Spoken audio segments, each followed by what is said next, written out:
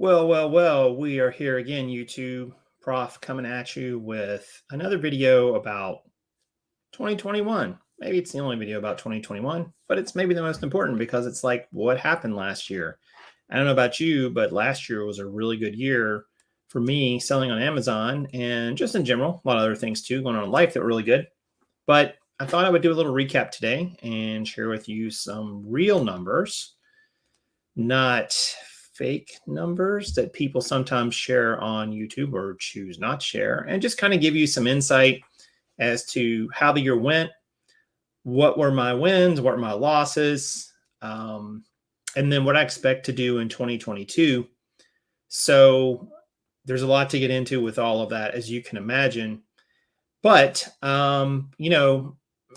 I love that you guys are here, but I would ask that if you are here and you're liking the show and you haven't already subscribed to this channel, hey, hit the button. It just takes a second and it really helps me out, lets me know I'm doing a good job. Also lets YouTube and Google, our Google overlords, know that we're doing a good job as well. And of course, if you've got a question, just type it in the chat. There is a chat going up right now and I will see it, hopefully, and, answer your question. All right, looks like we're good and going live here. So I'm going to turn that off and we'll jump into it. If you are here listening, just say hey in the chat, or even just say hello in a comment after the video post, because I always like just knowing who all was listening and so on. There's always new people coming on the channel that I don't know who they are. It's kind of nice to put a comment with the face profile. I'm not sure what I'm going for there. All right, so let's get into 2021. So 2021, for those of you who don't know, was a transitional year for me. I guess every year is kind of transitional, right? But it was transitional in the sense that I really shifted my focus to Amazon. I'd been working at Amazon previously, for those of you who don't know. And I had to really shift my focus back to selling on the platform. We moved out of the city we were living in, moved to a new city. I probably could have found a job, quote unquote, that was reasonably close to what I was making. But I don't think that I would really be very happy doing it, nor do I think I'd be that successful. And Kaaren, my better half, she actually, her job brought her here to Wilmington, where we're at now.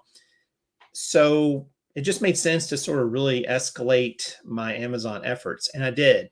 When the year started, I was working for Amazon and I was selling some books on the platform. By the end of the year, I was no longer working at Amazon and not really selling any books. I don't think I've sent a book to Amazon in probably 6 months.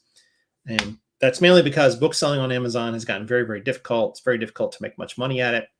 It's a very challenging model, in my opinion, now because of some changes Amazon's made behind the scenes. Not impossible, but difficult.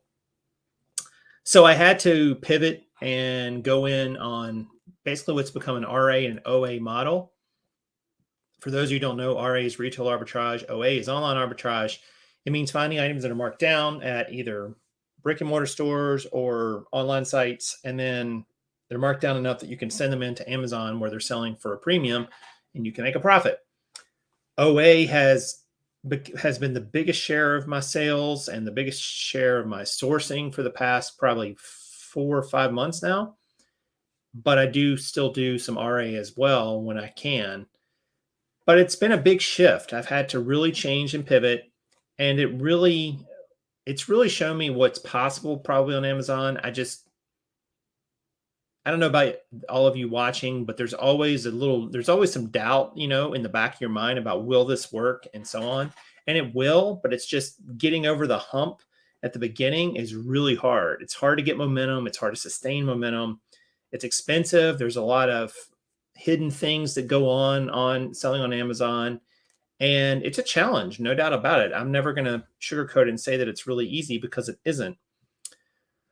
But it was a good year. It was the most sales I'd done on the platform. And this coming year, I will definitely break the 100K mark. I'm not sure when I'll break the 100K mark. I think probably by the summer, but we'll see how that goes. But I anticipate, having quite a bit better year this year than I did last year, which was really only kind of a partial year. So given all that backstory and all those facts, that kind of lets you know where I'm at with this journey. Um, so uh, I think that there's a lot of things that in Amazon this past year I was good at. There were some things that I kind of sucked at, and there was a lot of things in the middle, let's say, that I was kind of not really great at or really poor at either. Um, but I do know that I was able to sort of figure out how to implement this online arbitrage model, because for where I live in the country, RA is not impossible, definitely not, but it's more difficult to scale without driving a significant amount of time living, basically on the coast. It's and not a lot of big cities nearby where there's a lot of opportunity. It's a little bit more challenging, and it definitely takes a lot more time to go do RA. So OA has really been where I've focused my efforts, just given my geography. And so that has a different set of challenges to it. One being that OA items tend to be not as profitable as RA items overall. I have seen that in my business for sure. I think anyone who's done a lot of OA and RA would agree with that. However, RA has a little bit more expense with it in that you have to drive out, sometimes stay the night in places, more wear and tear on your vehicles, and more time to get the same amount of product. So it's a bit of a trade-off. But OA has definitely been, the online arbitrage has definitely been where I focus my efforts. So that's been where the majority of my products have come from. But let's break down. I'm going to jump into my Amazon Seller Central here in a moment, and I'm going to give you some data that I basically kind of what I did for each month. I'm going to go back for a year. Actually, I guess I need to set that at. Yeah, there we go. Let's just take this one off. All right. All right. So let me jump in here and share my screen.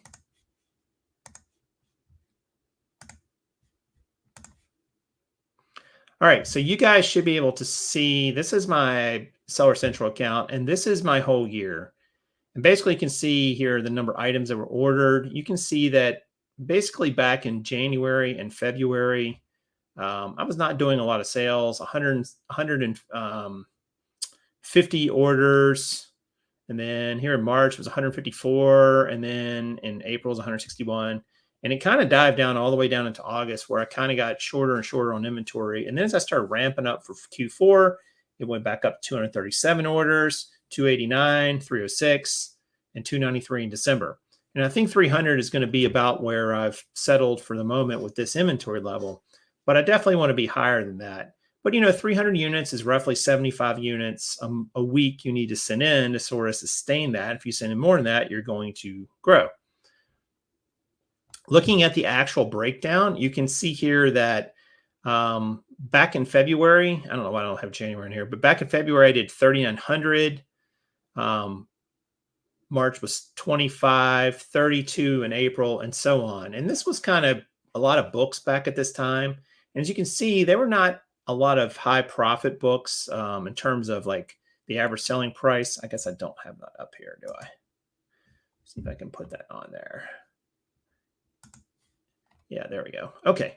So there's the average selling price, 23.18, 16.27, 21. I had a few higher price items that were lumped in, but with all those books, it was really just a lot of, lower dollar items, because if you have a $16 average, that means you're probably selling some things for $10, $11, $12, which is not going to make you a lot of money on Amazon, given all the fees and so on. And then as we got into the summer, I started to ramp up. You can see a big jump here from August to September, 117 to 256, basically doubled. And my ASP started rising too. It actually started rising in June at $34 and $35, a little drop in August, and then it started rising in October and November, and then December it finished at $36.14.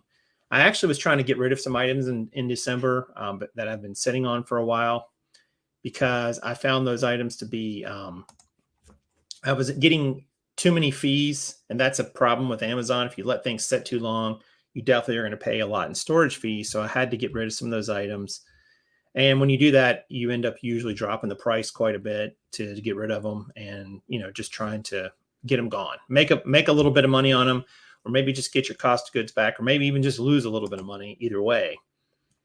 So that's kind of what the year looked like in terms of the months and so on.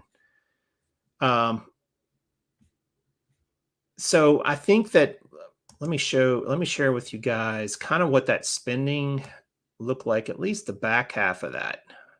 I started keeping track of what I was spending on OA and RA, and it's not, as I've said to you guys, it's not a cheap endeavor to get onto Amazon. Let me add this to the stream, I think. Yeah, is this the right one? Yeah.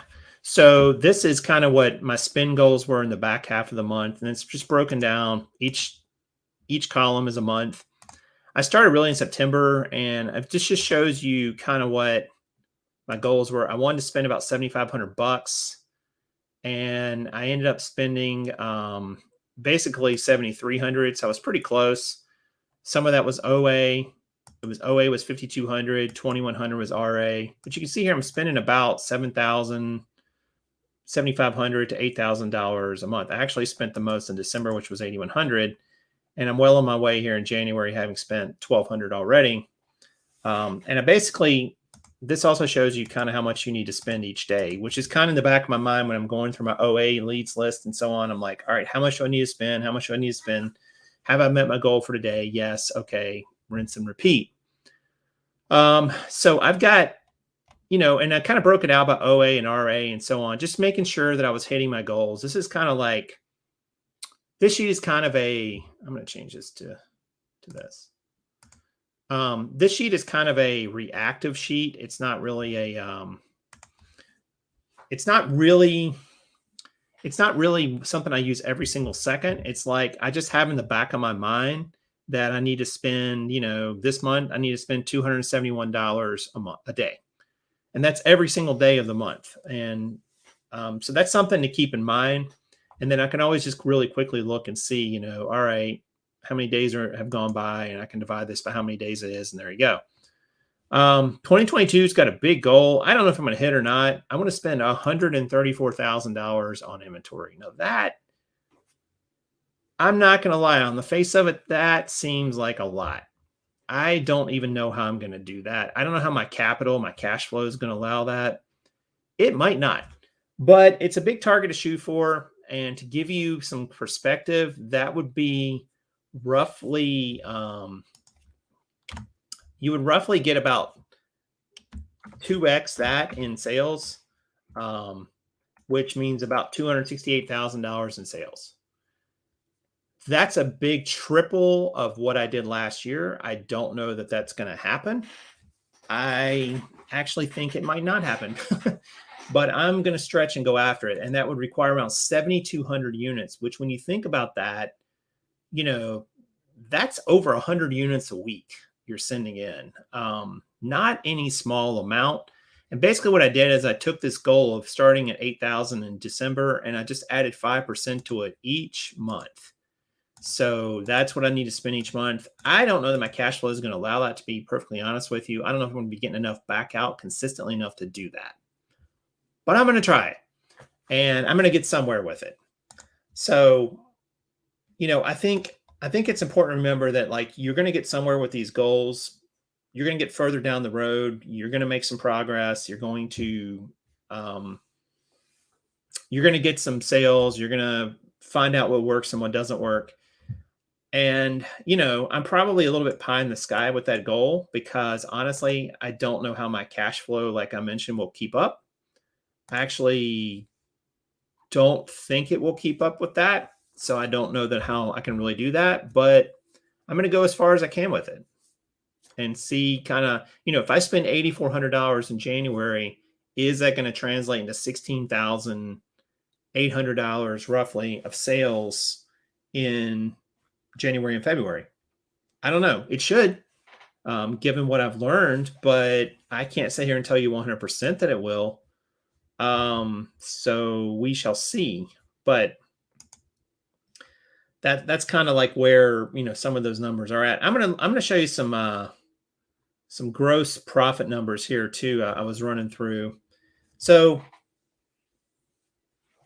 a lot of people talk about the fees on Amazon, and they talk about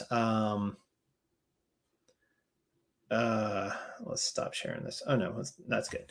So they talk about, kind of what your cost of selling on Amazon is. And I learned that this year for sure. The cost of selling on Amazon is not cheap. So, I think that one of the things you can really underestimate, and I will definitely share with you guys some of my expenses here in just a moment. So I'm going to show you, basically, I'm going to let you drill down into, I'm going to let you drill down into my inventory lab and expenses and so on a little bit here. It is really expensive to sell on Amazon, as people have mentioned, but I wasn't sure that I really understood that this year. And this has been a growth year, so I've really been trying to sink everything back in the business and not take a lot of money out of the business. And it's just very hard. It's very hard. One of the hardest things about Amazon is when you're growing, it's to sit there week after week and month after month and put in the work and do what it takes to build your business, and realize that you're not really making a lot of money at it to where you can take a whole bunch out or much out for your salary and compensate yourself. So then it feels like you're doing it kind of for free. And you know that in the back of your mind, you're doing it to build something, but you also realize that, this is a sacrifice. You have to really sacrifice and put in the time and energy and not expect much back out for a while. That has been one of the toughest lessons I've learned in the past 5 months, is that when you're small on Amazon, you are not going to be able to pay yourself much salary. I don't know what you consider small. Like eBay probably allows you to pay yourself a bit more earlier on than Amazon.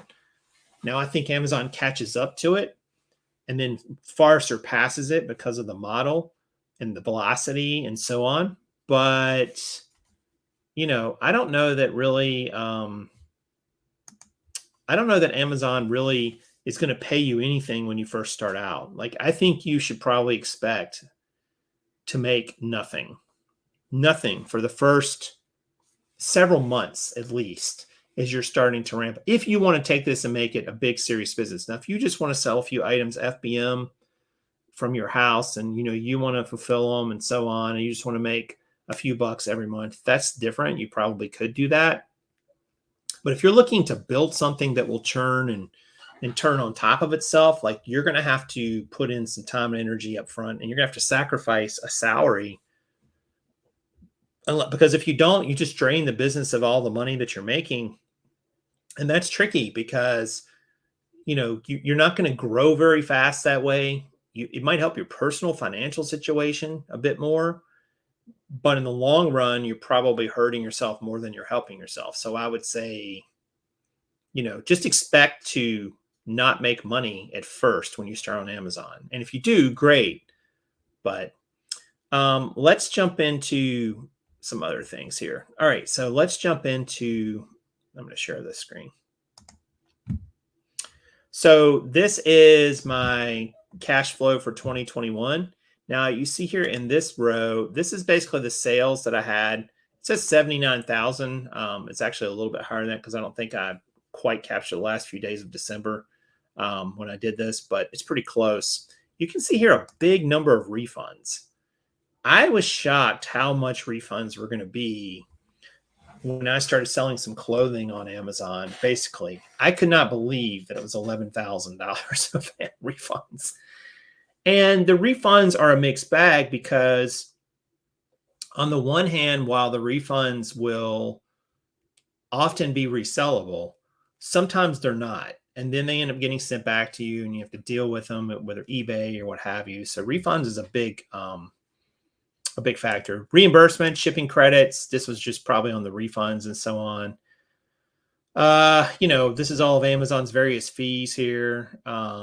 I made some other income this year. I had some affiliate income, which was great. I had some eBay was not much, only about $800 the whole year. Some other miscellaneous income, and then a little bit of cash back. I have a lot of cash back setting right now, about $600 or $700 worth probably. So that should be coming this month, which will be nice. But cash back kind of comes in chunks. It doesn't come. It comes regularly, but it's only once you kind of have it in cycle for a while to do that. Cost of goods. You can see here, this was my cost of goods. So about $30,500 in Amazon cost of goods for 2021. That's a big number. I don't know what you guys think, but and so that's why, to spend like 3 times or 4 times that much this year is probably not going to happen. But I didn't really go crazy with Amazon selling until, basically the last 4 months of the year. And then my gross profit, it was about 40,000 for the year, which is a 51% gross profit margin. What do I think of that number? I think that's a pretty average number for what I know about other people in the Amazon space. But I don't know if actually that's a good number or not. I mean, 51%. So basically, you sell $10,000, you're going to have, after your cost of goods, you're going to have 5,100 back. So basically that's, you're getting your cost of goods back and you got, 5,100. Now, what's got to come out of that is all your other expenses from Amazon and so on, which are extensive, I shall say. And that's really where it starts to break down. I think is because your expenses for this business are not cheap. And I guess that's just par for the course. You're going to have to eat a bunch of expenses when you first start this. But I had a lot of different expenses throughout the year. Basically, of course, Amazon's fees and so on are pretty extensive. Let me see if I can pull up a good screen for that. There's a lot of data on this sheet, so I'm trying to make it a little bit more, a little bit easier for you guys to see. Let me pull up this one to show you, I think. So I'm going to go back to my inventory lab here for a moment. No, that's not the right one. Let's do that. Yeah, that'll be right. Okay. So let's go back to this. So this is my inventory lab for the year. You can see this was my cost of goods sold here along this row, which was about 30 grand, like I said. Then you got your selling fees, 13,000. Let me collapse some of these, I guess. $13,710. Then Amazon's transaction fees, $10,000. FBA inventory fees, about $2,300. You can see like a lot of your gross profit is eaten up right there, most of it. That's what, that's about $20,000, $25,000, something like that. So most of your gross profit is eaten up at that point.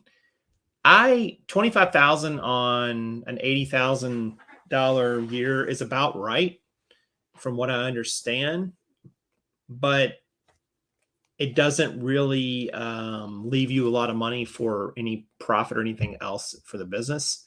And, once I kind of got all that paid and so on, you basically aren't left with any profit. You're basically going to be negative. Even if you don't pay yourself, you'd be negative. And I did pay myself a nominal salary throughout the year, but it wasn't a huge amount. It certainly wasn't like a amount to live on. It was just, to help some expenses in the household and so on. And we had a lot of crazy expenses this year. And crazy income and crazy situations with moving and everything. So there was a lot of nonsense that kind of went on throughout the year that kind of prevented, the income from being sort of stable this year. I think after having gone through this Q4 on Amazon and seeing sort of the numbers, like if I did $100,000, I would have had another, I would have had another $5,000 in my pocket or so, probably after everything, after all the fees and so on. I think if you want, this is what I'm figuring out. If you want Amazon to be a full-time salary for you, and I don't know what you consider to be a full-time salary. Maybe full-time salary is not the right word. Maybe you just have a target number in your brain of like, I want it to generate, this much income that I can pull this out of the business and maintain what I have or grow the business. That's kind of tricky, especially at the beginning. I think you're probably going to have to do like 20,000 a month to do that. If you're doing mainly online arbitrage. If you're doing retail arbitrage, you could probably get by with a little bit less than that. You might even get by with 15,000. I don't think you can do much less than that and really make it to where you can pull money out, because you end up spending it all, like your expenses around the business and so on. I'll give you one example. Like I have in subscription cost last year, I spent $6,600 in subscription cost. I can't believe it was that much. What the heck did I spend all that on? But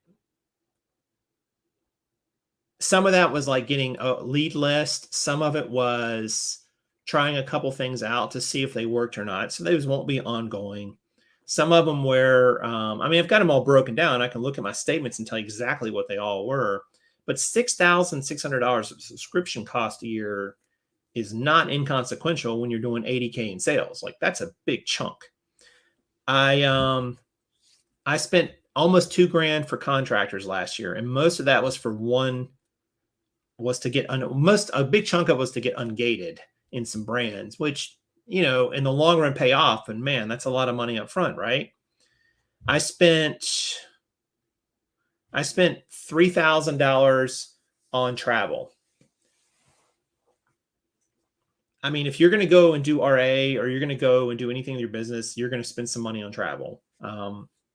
Mileage probably will offset a big chunk of that, probably all of it, but still I actually spent the $3,000. It's not like, I get the $3,000 back.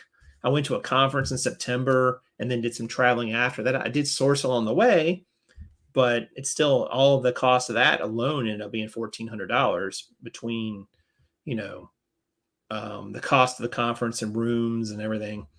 I paid $1,200 to the IRS. Roughly. I probably paid more than that if I really started breaking it out. The Amazon subscription each month is that's $480 a year. It's, $40 a month.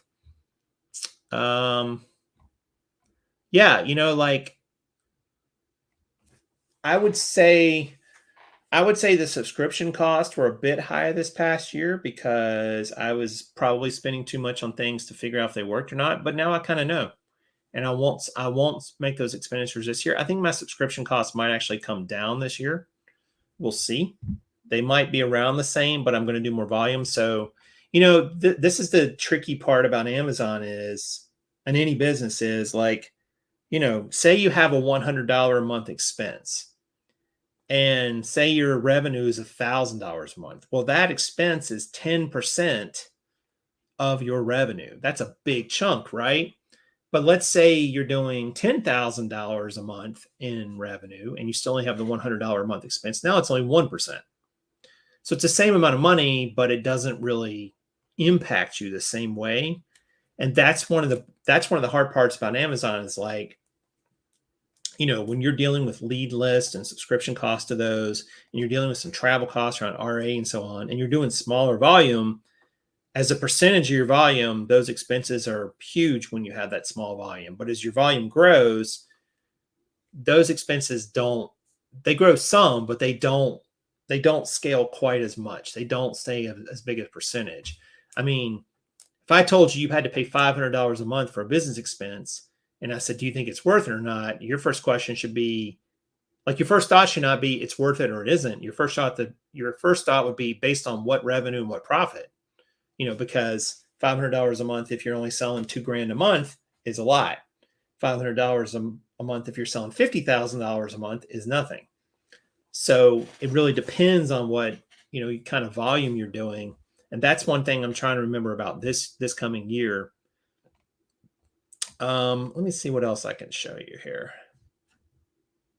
I can show you some interesting things. This was kind of something I thought was pretty interesting. Let me see if I can share this with you. All right. So this is my units sold for the year. So 2,545 units. And you can see it kind of slacked off in the summer, and then it grew in September and October, November, December, and so on. The average offer count I had actually shrunk. This is because I had a lot more books at the beginning of the year at 860 and 753, 661. And even though it shrunk, my sales went up, which I thought was interesting because, as you can see here, the sell-through number was kind of high in January. January and February, 23%, but that's not a high number for like OA and RA items. And you can see as the year went on, it started getting really high. And basically what I did for that number is I was just dividing like this by the amount of average offers I had, just to kind of see what that looked like.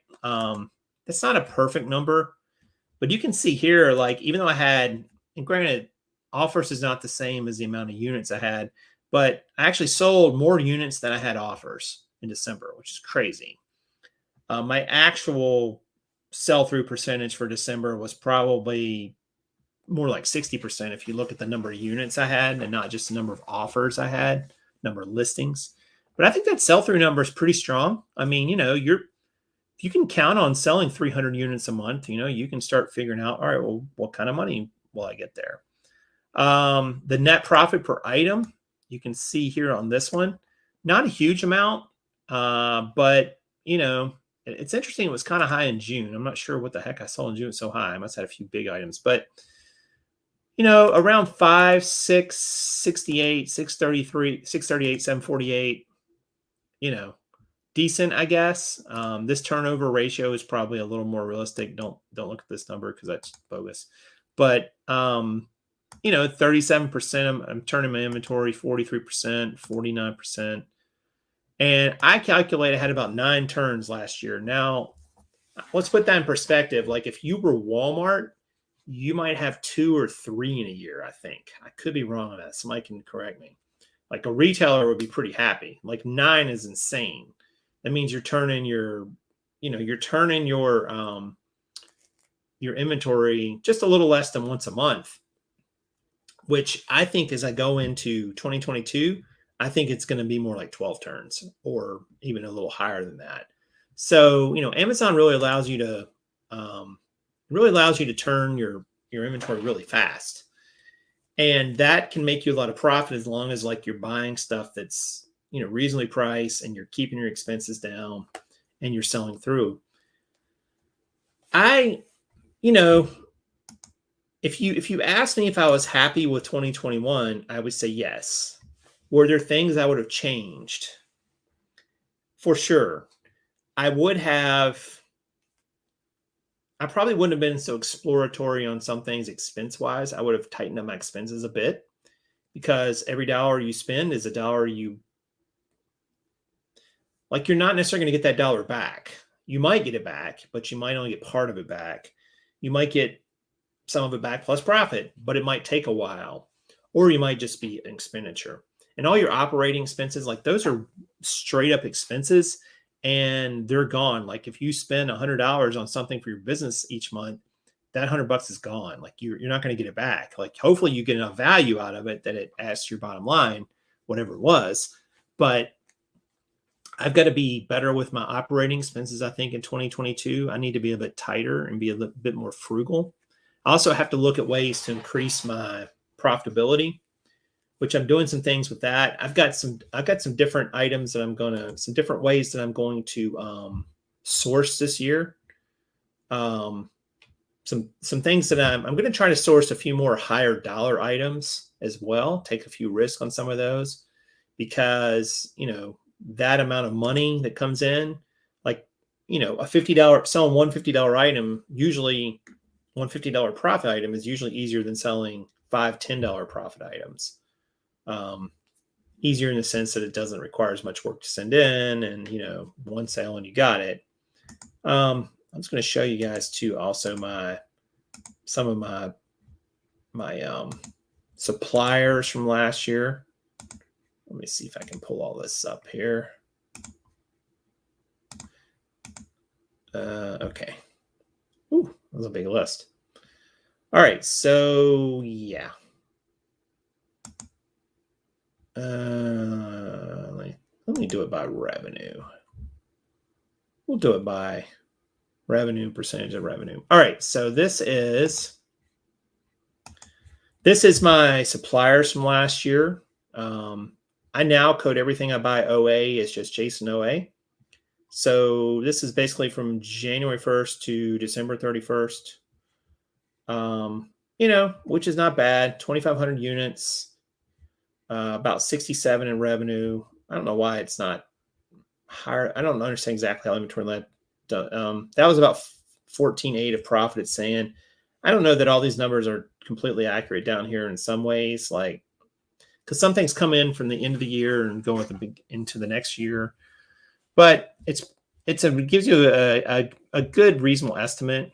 I was sourcing a lot of Gabes last year. I'm not doing Gabes much now.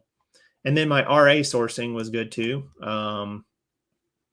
But you can see like OA was 30% of revenue, and it's going to be much higher this year. RA was about 15%. And then I had some individual sources. Like, I won't be using these individual sources this year. Everything will just be under, it'll just be under OA or RA. Somebody was asking about books. I did still have some books. There's some library and thrift books, free books that I got for free. That was a big number of units, but not a lot of profit. As you can see here, $1,500. So, I mean, it's okay. But it's a lot of work to get free books, in my opinion. And I was on a free book kick there for a while, and just trying to get books that people didn't want and, were either going to throw out or what have you. Lowe's, Belk's, Marshall's, blah, blah, blah. I mean, all the standard places a lot of people source. And then I was breaking out my online arbitrage a little bit differently last year. My online arbitrage really would be a lot higher than this if you actually added all these down here that start GLOA. Those were online arbitrage as well. So but it's a lot of trouble to kind of go back and fix all that and change all those sources. I really don't want to do it. But yeah, so I'm basically going to be just sourcing. I'm basically just going to be sourcing OA this year and RA. These two, for the most part. Everything will either be one of those two, and we'll see how that goes. I think it's really just a matter of being able to.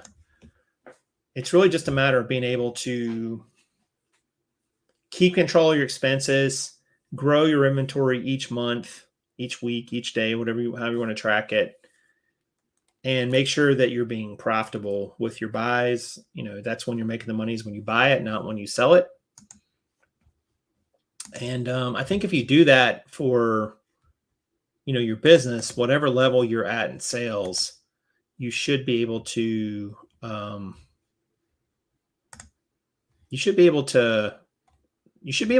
to have a good result. I don't know that you'll get the result you think. Like, I've got projections for next year that based on what I think I'll do, but I was thinking about that before I did the show, and I'm like, there's no way I will do exactly those projections.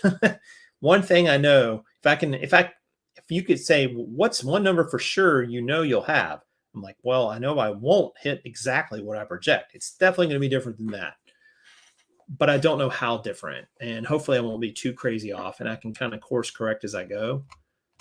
My big challenge for this year is to increase revenue sources and so on. I'm going to do some things around online selling and so on that's going to hopefully bring in some more revenue as well, and hopefully bring some value to everybody in the community. And, kind of pad that bottom line with stuff that doesn't require as much energy and money as, say, like Amazon does. I think that if you really kind of look at the percentages and so on, I mean, I think if you do 100K in Amazon, you're probably only going to, if you're doing online arbitrage, we'll say, what would be an actual good net profit after all your expenses are paid? I don't think you're going to net more than about $15,000 in a year on 100K, maybe 20. You might get 20. You can get 20, but I don't think it's going to be a lot more than that. I just don't think the math works out for it. There's too many expenses on the back end. It kind of depends on what you're selling too, because I was so heavy in clothes this past year, and I was heavy in shoes for a while, and I've kind of backed away from that because the returns are just killer. Like the returns in clothing on Amazon is nuts. It's crazy because people get, free returns and so on. And they, I won't say they abuse it, but they use it, let's say. And then, what happens, that stuff sits there. It's not selling for the weeks or whatever between the time you sell it to that person, and then your money gets refunded, and then they have to send it back. And then Amazon has to inspect it. It's half sellable again. Some of it isn't, gets sent back to you.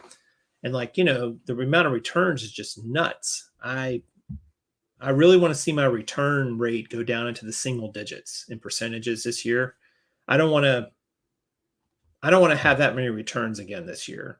So I'm trying to cool it on shoes. For instance, shoes are a very high return item percentage. There's great money in shoes, don't get me wrong, but there's also risk, and there's also quite a bit of returns, and you have to deal with that. And I'm starting to see that change. I started to see that change in December as I started pivoting away from so many shoes. I've started buying some stuff through 888 Lots. Maybe some of you have used them before. I don't have enough of a track record to know.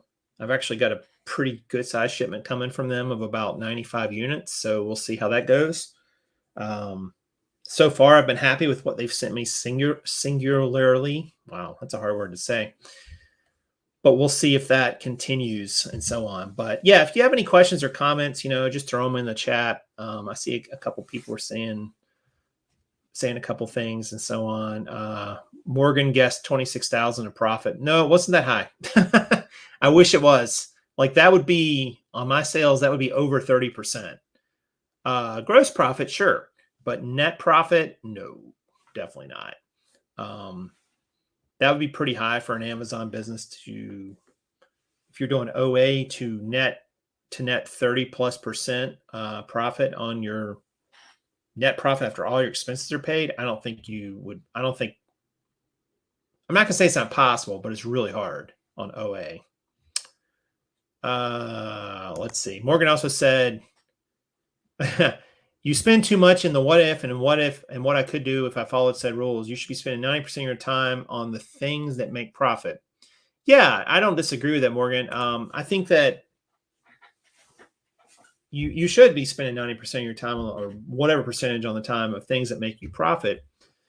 The tricky part is figuring out what exactly makes you profit. And with Amazon, there's so many different ways that you can do it that I'm not sure I think a lot of people out there too, I'm not saying you're in this boat, Morgan. I think a lot of people out there don't know their numbers, because I see their numbers get posted on Instagram or Facebook or in a group or whatever, YouTube. And my first thought with a lot of them is that they don't know their numbers, because what they're saying doesn't make sense. They think, I made this much profit on something, and I went, but you didn't really make that much profit because you didn't figure in these three things. So what ends up happening is you end up following people that do things that aren't really profitable. The big sellers, Like I've mentioned this before, I know some big sellers on Amazon. And when you look at their net profit, after you take out, you got the revenue, you got your cost of goods, you got Amazon's fees, and you got all your operating expenses. Take all that out because that all is gone. Like you don't have that money anymore. You've spent it.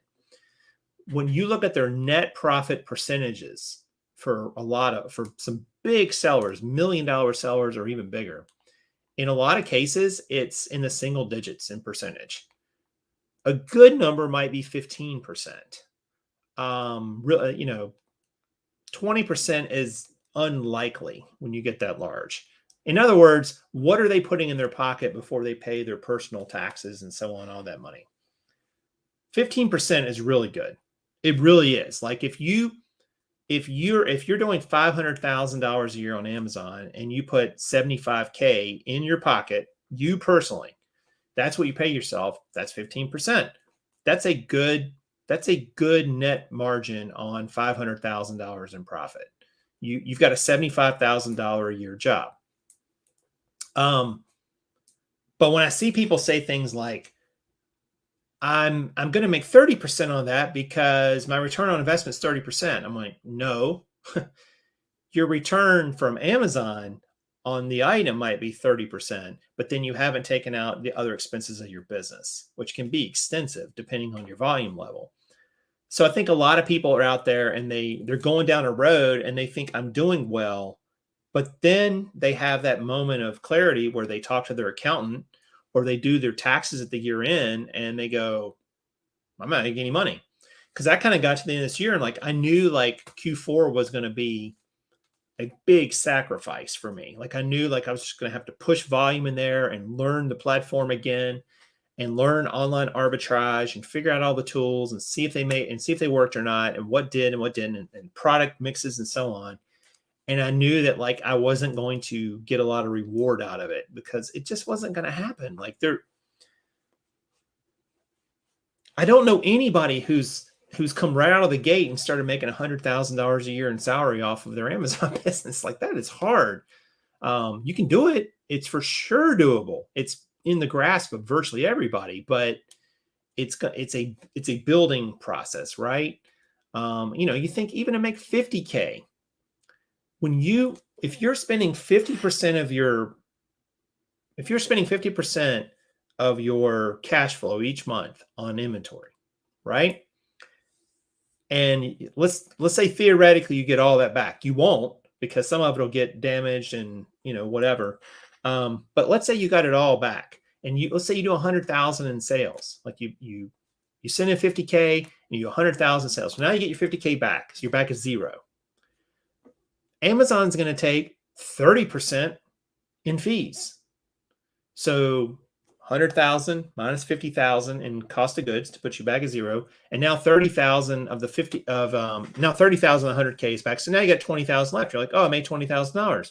Nope. What about the operating cost of your business? What about subscription costs? What about shipping costs? What about any travel costs? What about any myriad costs that you're going to have? Your accountant, your taxes, your payroll, whatever else you're spending in your business. So that 20,000 might become 10,000. It might become 8,000. So you have this 100K a year business and you end up with $8,000. It's reality. Like anybody who says any differently, I want to see their books because it's just a math problem. On the flip side, if you were doing 500,000, now maybe you're going to make 50K on that. Maybe you're going to make 75K if you're really frugal. You probably make closer to 75K because a lot of those costs are fixed costs of the business. So I just think a lot of people don't know their numbers in this field. I run into that. You run into that with eBay too. Or they know the numbers, but the numbers don't make sense, But anyway, that's my opinion. Take it for what it's worth, right? Otto says, are you still selling books? No. I think I might have a book or two on eBay, something on this back here, but not really. I have not sent in books for probably 6 months. With the changes they made on the platforms I mentioned earlier in the broadcast, it just became too difficult, in my opinion, to make much income on books on Amazon. Even even if you get the books for free, the problem is your inventory level constraints, and you can't sell through fast enough. Like my IPI score for Amazon now has been rising the last 2 months. I think I'm back up to about 465. With books, you can't sell through fast enough to keep it very high, so they keep your storage limits low. So then, if you're sitting there with 1,000 books of storage limit, even if you're turning 20% of them a month, 200 books a month at $4, $5 profit is maybe $1,000, maybe.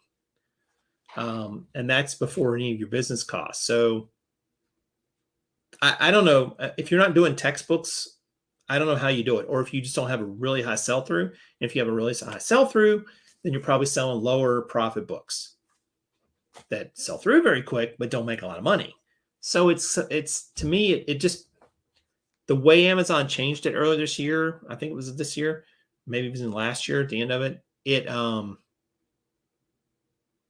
it became impossible to really do very well with it. I mean, I know there are people there who still do well with books, and most of them are textbook sellers. That has its own set of complexities and challenges. So Reseller Rowboat, I like that name, by the way, says, I appreciate your transparency. Well, thank you for that, Reseller Rowboat.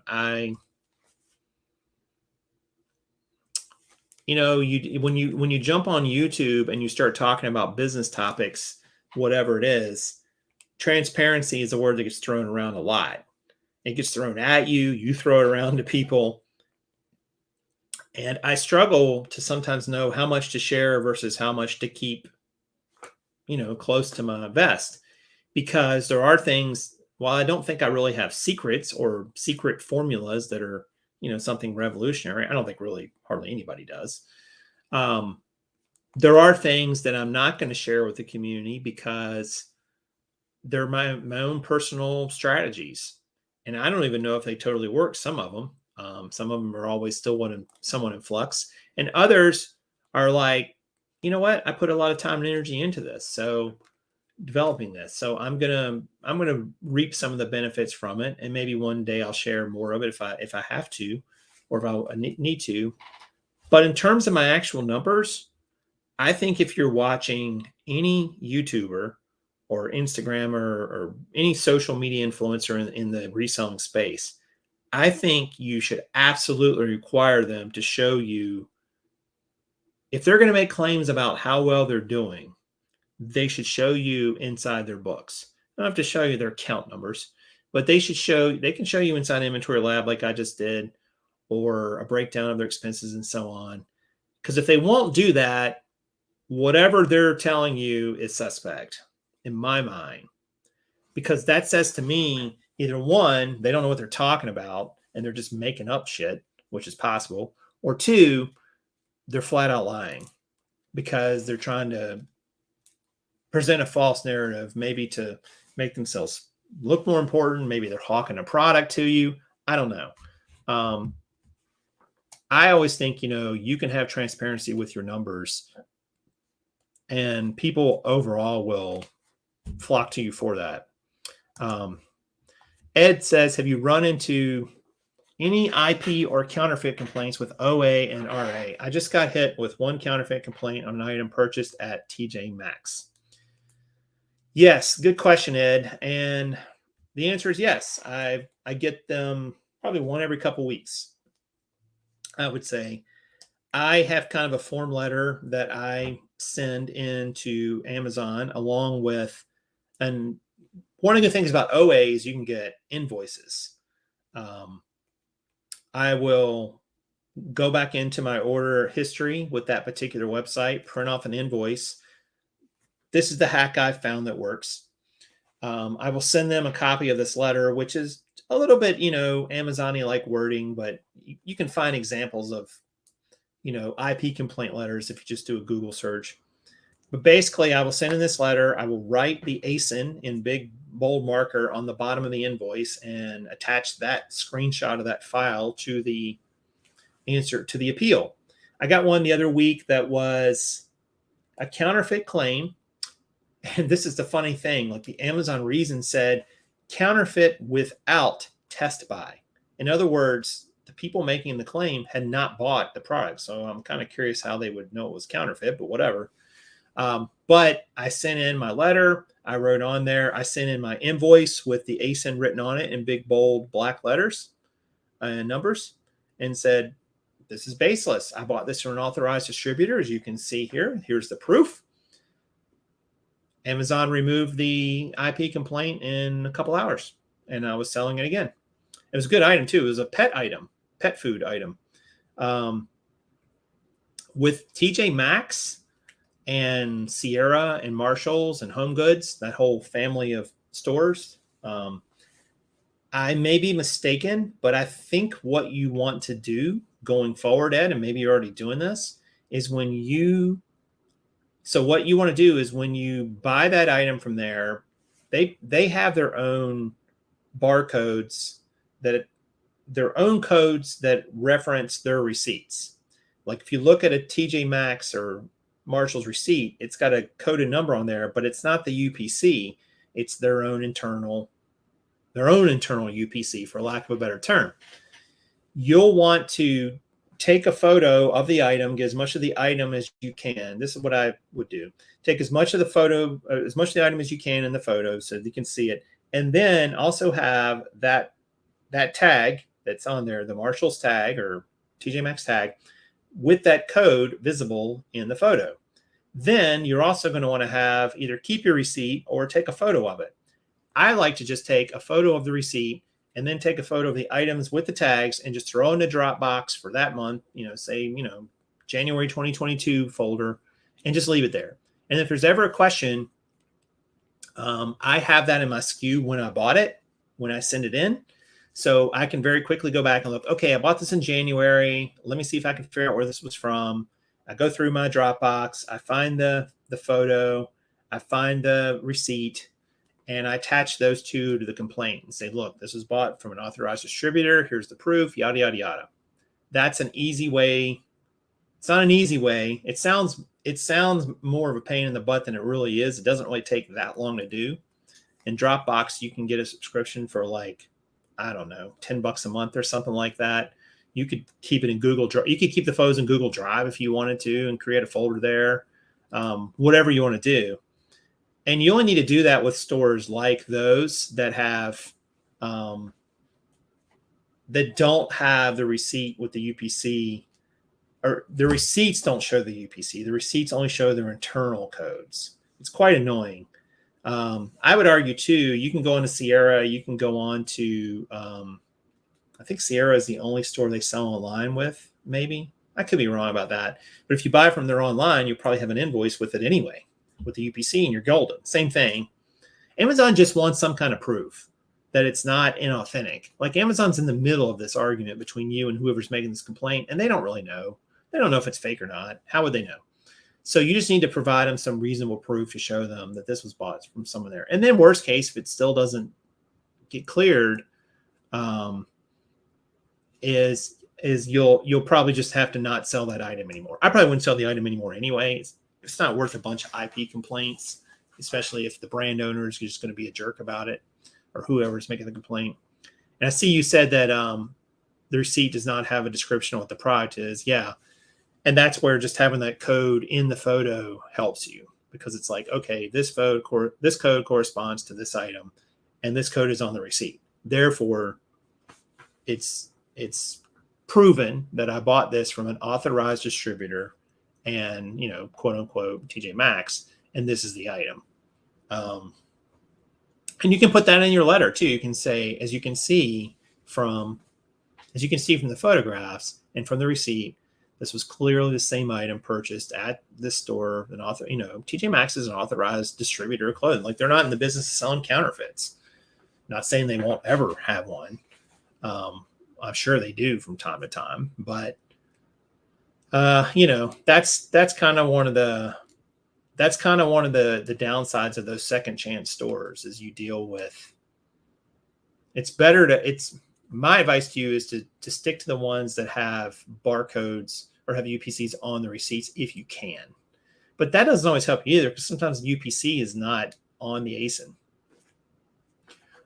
So, worst case, you have to come with a plan of action and say, you know what, and that's something you can put in the in the letter to Amazon too, is say, hey, and by the way, going forward, I'm going to be very diligent about ensuring that products are genuine and comparing, extra quality control steps to, make sure that I'm not buying anything that's counterfeit or sending it in, because you don't want to do that anyway, because that's a whole other big problem.